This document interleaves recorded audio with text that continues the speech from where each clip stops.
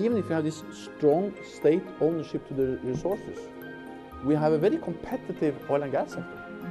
We have many foreign companies, and we are very much looking for competition. So we believe in the market, we believe in the competition, we believe in the open economy, but we believe that the extra rent, the connected to natural resources, shall be something which is in the common ownership of the people of Norway, and that's why we have the strong state.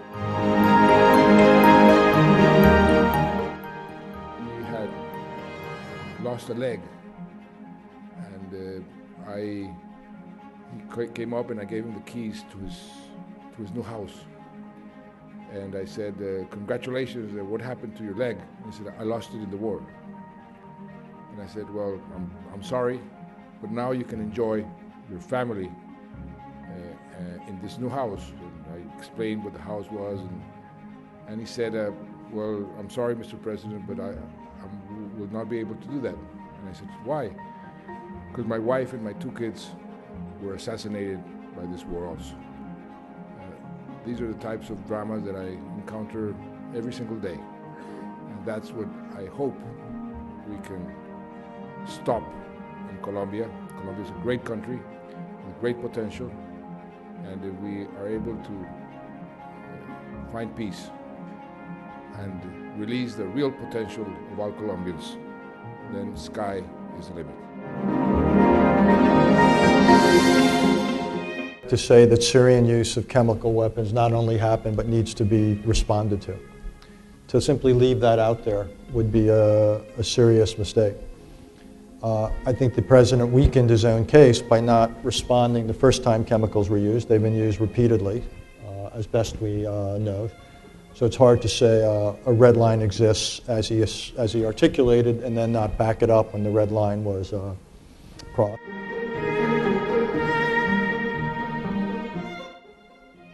So doing nothing and saying, I don't do intervention, can end up costing more lives than having a clear strategy, which after 9/11 Bush did. You may not have liked it, but there was a clear strategy to intervene and to try to cause a democratic wave in the Middle East. That was the strategy of 2002. And so if you were designing an ideal model, if you were thinking about starting with a clean sheet of paper, perhaps this is the best that you could actually hope for. A company that is providing the highest level of public service and is actually doing it with efficient use of public resources at the same time.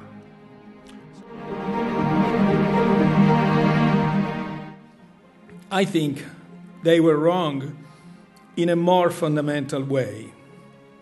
They vastly underestimated the depth of Europeans' commitment to the euro. They mistook the euro for a fixed exchange rate regime, when in fact it is an irreversible single currency.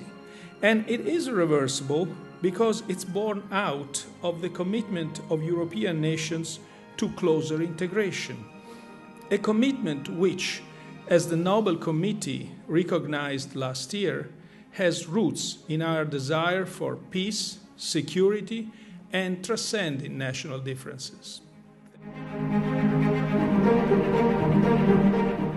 And the fourth reason is that the actual congressional appropriations process, and that's what this is really about, because the main thing that Congress is supposed to do in the Constitution is to appropriate money for stuff to happen.